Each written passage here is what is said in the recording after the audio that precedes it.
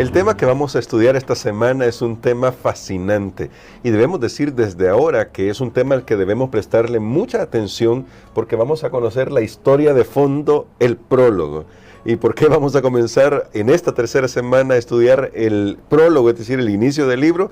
Porque eso nos va a ayudar a poner en contexto lo que ya estudiamos en las lecciones anteriores, las 2 semanas anteriores, y lo que continuaremos estudiando. Así que preste mucha atención porque hoy vamos a hablar sobre, en el principio, el Logos divino. Vamos a orar pidiendo la dirección de nuestro Dios. Querido Padre, reconocemos que ante tu palabra nuestra mente humana es demasiado finita y aún así tú te has dado el gusto, por decirlo así, de poder acercarnos a ti a través de tu revelación, esa revelación especial que tenemos en tu palabra. Ayúdanos a escuchar tu voz y a permitirle a tu Espíritu Santo que ilumine nuestras mentes. Lo pedimos en el nombre de Jesús. Amén. Amén. Para este día, pastor, ya que vamos a ir a hablar de Logos, y que, o del prólogo, quiero decir, que nos presenta a Logos, me gustaría que vayamos directo al texto. Ahí vamos a comenzar con unas palabras que son fascinantes, y es importante porque si comprendemos esto, eso nos va a ayudar a entender todo el mensaje de Juan, y no solo el mensaje de Juan, sino todo lo que Dios ha hecho para nosotros. Leyendo los primeros versículos, los primeros 5 versículos de Juan capítulo 1, encontramos lo siguiente. En el principio era el Verbo, y el Verbo era con Dios, y el Verbo era Dios. Este era en el principio con Dios. Todas las cosas por Él fueron hechas, y sin Él nada de lo que ha sido hecho fue hecho. En Él estaba la vida, y la vida era la luz de los hombres. La luz en las tinieblas resplandece, y las tinieblas no prevalecieron contra ella. Pastor, aquí nos encontramos ya con alguna serie de temas que el apóstol Juan va a tratar en todo el libro. Pero ¿por qué es importante para nosotros este inicio tan espectacular en el principio? ¿Qué nos dice esto a nosotros? ¿Qué quiere hacer Juan teniendo en vista el público primario al que él escribió? Bueno, me parece realmente un tema muy fascinante esta semana y muy importante, más que fascinante tal vez, muy importante para nuestra salvación, porque recordemos que aquí se trata de creer y ser salvo, no estamos estudiando meramente la historia. A mí me parece curioso, hermano Gerson, y usted ya lo mencionaba al principio, que ahora hasta la tercera semana estemos comenzando con el libro, cuando ya hemos visto a Jesús en acción, en sus señales que indicaban cuál es el camino, sus señales de divinidad, y sabe que en un sentido nos está pasando lo que le pasó a los lectores de Juan, que cuando el apóstol Juan escribió este evangelio, ya habían transcurrido muchos años desde la vida de Jesús, pero entonces Juan va a decirle a las personas que ya conocían de la vida de Jesús, quién era verdaderamente Jesús. Amén. Porque yo creo que si nosotros hubiéramos comenzado, digamos que esta fuera la primera semana, realmente hubiéramos comenzado como en un aspecto bastante teórico, bastante filosófico, pero nosotros ya hemos visto a Jesús, y entonces Juan va a demostrar a sus lectores en ese momento, los oyentes de este evangelio, que ese Jesús a quien ellos han visto realizando milagros, bueno, la generación que lo había tenido la oportunidad de verlo, que ese Jesús en realidad es Dios mismo, que se ha hecho hombre para salvarnos a nosotros.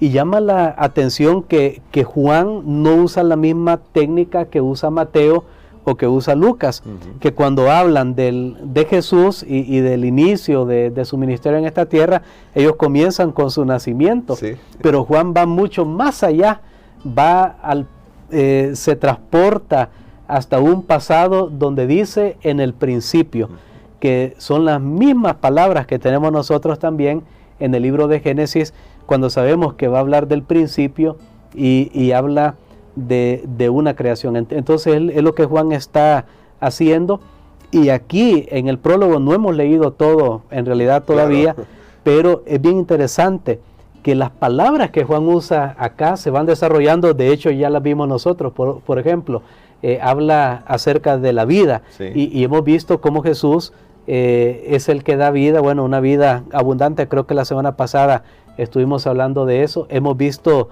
por ejemplo, también hablábamos de la curación del ciego la semana pasada, tiene que ver con luz, el ciego estaba en tiniebla. Entonces, todas estas palabras que Juan usa aquí en la introducción o en este prólogo, hablando de la vida, hablando de la luz, él va a desarrollar hablando de que ese verbo era Dios. Él va a mostrar a través del gran yo soy, él va a desarrollar todos estos temas. Es como que él está diciendo, mire, presten atención, yo voy a hablar de esto y de estos temas y voy a demostrarles por qué Jesús es vida, por qué Jesús es la luz, Él es el creador, Él es Dios. Y entonces debemos leer su evangelio tomando en cuenta estos aspectos. Perfecto, pastor, y qué importante hacer esta remarcación porque nos van a ayudar todos estos temas para el resto del estudio que estamos haciendo. Ahora, pastor, cuando leemos el pasaje, los primeros versículos, y de hecho el primer versículo, en el principio era el verbo, y el verbo era con Dios, o estaba con Dios, y el verbo era Dios, aquí, pastor, hace una diferencia entre el verbo y Dios el Padre. ¿Por qué esta diferencia es tan importante tenerla en mente? El hecho de que no estamos hablando de un ser, lo voy a decir con palabras humanas, no estamos hablando simplemente de un ser que está fundido con otro, sino que son dos personas diferentes. Correcto. Y sabe que antes de entrar a explicar ese punto muy importante que usted está destacando, quiero decirles que se cree por la manera como está construida esta frase, que este era un himno ya conocido por la iglesia cristiana. De hecho, cuando nosotros lo vemos de esa manera, en el principio era el verbo estaba con Dios, el verbo era Dios, está arreglado poéticamente. Sí, sí. Y no solamente este primer versículo, sino también sucede lo mismo con los versículos 4 y 5. Lo vamos a leer teniendo en cuenta que esto puede ser un himno, que esto puede ser un canto similar a lo que sucede con Filipenses, donde también se cree que era un canto conocido, donde dice, hay en vosotros este sentido en Cristo Jesús, era Dios, se hizo hombre. Bueno, pero veamos en este momento los versículos 4 y 5. Que dicen, en Él estaba la vida y la vida era la luz de los hombres. La luz en las tinieblas resplandece y las tinieblas no prevalecieron contra ella. Muy bien, es lo mismo. Ustedes notan ahí que hay un juego de palabras, como está repitiendo. Bueno, es una poesía, es un canto. Era algo ya conocido por la iglesia cristiana en ese momento. Pero ahora tenemos aquí que Juan presenta a Jesús como el verbo. Vale la pena aclarar, de hecho, si ustedes estudian la lección, hoy tal vez no es una lección que se puede leer así de corrido. No. Hay que ir un poco despacio para entender, hay asuntos gramaticales, hay asuntos de conceptos, pero creo que nos pueden ayudar, porque lo que Juan quería era llegar a sus lectores, que recordemos quiénes eran los lectores en ese momento. Y aquí yo voy a decir un principio que todos lo podemos entender, y es que Dios siempre encuentra al ser humano donde Él está.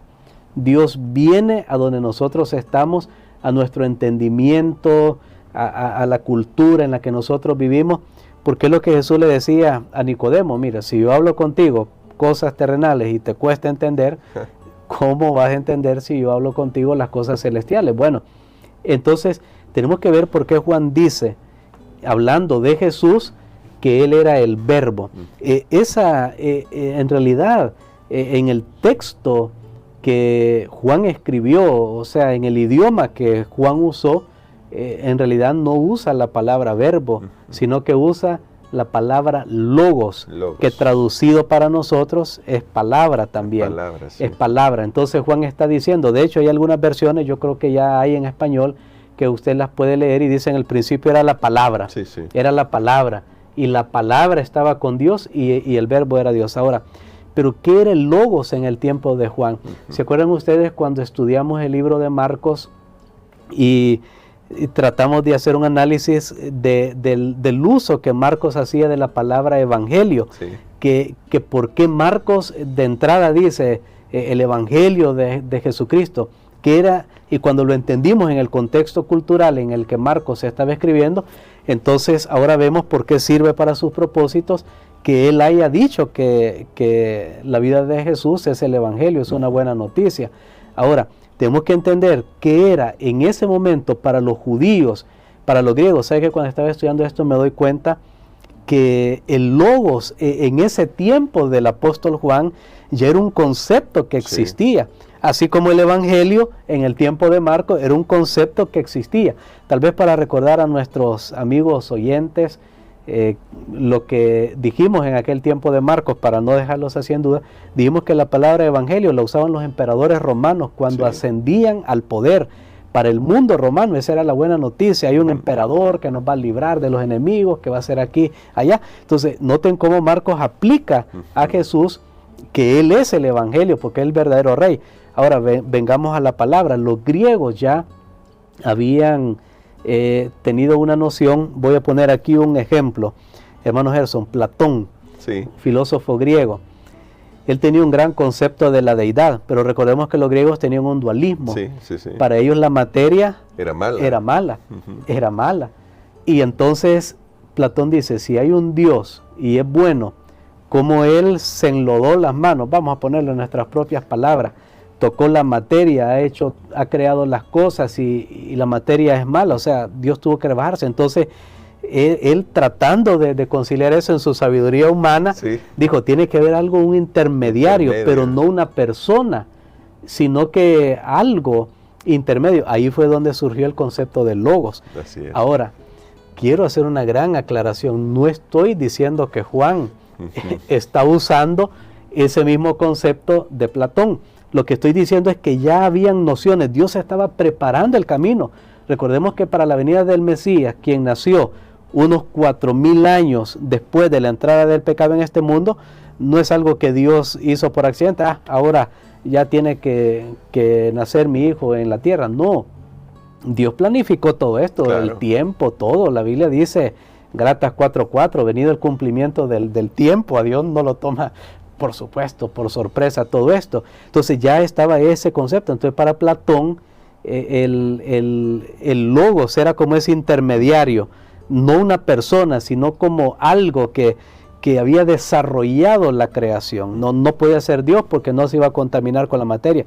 Sucede que el judaísmo, que había sido pues esparcido por la tierra, y había absorbido mucho también de esos conceptos. Y hay algo, bueno, en el libro de Proverbios nosotros encontramos una idea casi similar cuando hablamos de la sabiduría, solo que en Proverbios sí se personifica a la sabiduría. Pero regresemos acá. Entonces estaba el concepto de esa palabra, de ese logos que había participado en la creación, pero Juan va más allá de todas esas filosofías humanas. Y Juan dice, ¿saben qué? Si hay alguien que es el creador, y que ese alguien estaba con Dios y era Dios. Noten que no dice que estaba en Dios, porque algunas personas malintencionadas que no creen que Jesús es Dios, estas personas hacen ver a Jesús como alguien que comparte ciertos atributos divinos porque nació de Dios allá en la eternidad. Y entonces dicen, bueno, no es en sí un Dios con D mayúscula, sino que lo hacen ver como un Dios, sí, tiene sus poderes y todo, es un Dios con D minúscula. Creo que están peores que los filósofos griegos, pero nosotros tenemos la revelación, hermano Gerson, para explicarlo de una manera así más práctica. Aquí dice claramente, en el principio, ese principio creador, antes de que todas las cosas fueran creadas, dice que ese verbo, ese logos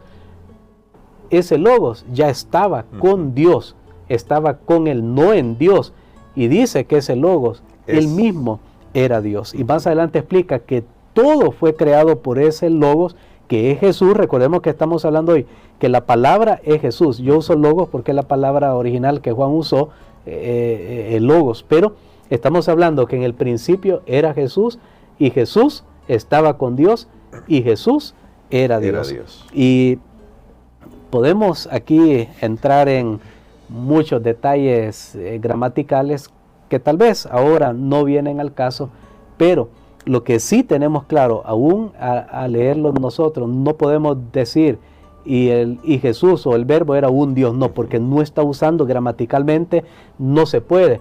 Tampoco está diciendo gramaticalmente que el verbo estaba en Dios, porque tampoco está diciendo eso. Está diciendo que es alguien distinto, separado, pero que comparte los mismos atributos de la divinidad. Muy importante esta explicación porque nos ayuda a ver que Jesús es un ser diferente, pero que están en la deidad, que es ese concepto que yo entiendo a los seres humanos se nos puede escapar, no podemos abarcar a Dios en nuestra mente, pero justamente en esta idea, pastor, ¿por qué? O quizás no voy a hacer la pregunta, ¿por qué? ¿Qué perderíamos? Esa es la pregunta quizás que debo de hacerle. ¿Qué perderíamos si Jesús no fuera Dios? Algunos podrían argumentar, bueno, pero ¿qué diferencia hace que Jesús sea o no sea realmente Dios?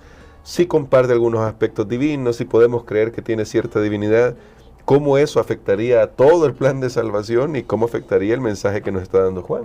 Bueno, realmente trastorna todas las declaraciones de Jesús, las trastorna realmente todas esas declaraciones, porque creo que lo habíamos analizado un poquito cuando estudiamos el libro de Marcos, porque es la vida de Jesús también. El punto es que las declaraciones que Jesús hizo, si nosotros las tomamos al pie de la letra como deben ser tomadas, claro, no queda una opción de que Jesús sea alguien inferior o sea alguien que pues es un semidios o que es un buen ser humano. No hay opción, o es una cosa, o Él en verdad es Dios por todas las declaraciones que Él hace. Él dice, yo doy vida. Él dice, yo soy la resurrección y la vida. Él dice, yo soy la luz. Bueno, las mismas características de Dios en el Antiguo Testamento. Se habla que Jehová es mi luz y mi salvación, sí, para poner un ejemplo de muchísimos. Entonces, no, es que no queda opción. O las declaraciones de Jesús las tomamos en serio y son así, que nosotros creemos que son así, amén, o entonces Él nos estuvo mintiendo. Y si nos estuvo mintiendo, ¿cómo me puede salvar? Claro. ¿Cómo Él va a ser el Salvador? Entonces pecó. Y creo que limitamos nosotros el poder de salvación que tiene esa palabra, que lo estudiábamos la semana pasada.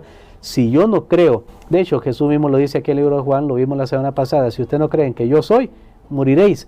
Por eso está bien haber comenzado con la parte, digamos, de actividad, la parte práctica de acción, para ahora entender esto que estamos diciendo y no al revés. Porque, por ejemplo, si yo no acepto todo esto de Jesús al principio, que me está diciendo que Él es la luz, entonces me va a pasar lo del ciego. Si el ciego no hubiera creído las palabras de Jesús, no pudiera ver.